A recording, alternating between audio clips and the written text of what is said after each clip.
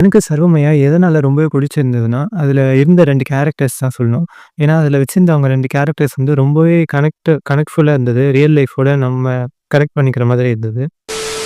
அவங்க பாய் ஃப்ரெண்டுக்கு love proposal பண்றதுக்கு முன்னாடி, அவங்க பேரன்ட்ஸ் கிட்ட அத பத்தி டிஸ்கஸ் பண்ணுவான். அந்த சீன் வந்து எனக்கு ரொம்பவே பிடிச்சிருந்தது. எதனாலனா, இப்ப இருக்க காலகட்டத்தில இந்த மாரி ஃப்ரெண்ட்லியான பேரன்ட்ஸ் எதையும் எல்லாத்தையும் ஷேர் பண்ணக்கூடிய பேரன்ட்ஸ் இருந்தா ரொம்பவே நல்லாயிருக்கும். அந்த சீன் அதனால எனக்கு ரொம்பவே பிடிச்சிருந்தது. நெக்ஸ்ட்டு டெல்லில வந்து பிரபந்த கிட்ட லவ் பத்தி எக்ஸ்ப்ளைன் பண்ற ஒரு சீன் இருக்கும். அது வந்து எனக்கு ரொம்பவே பிடிச்சிருந்தது. Um love is not a physical relationship.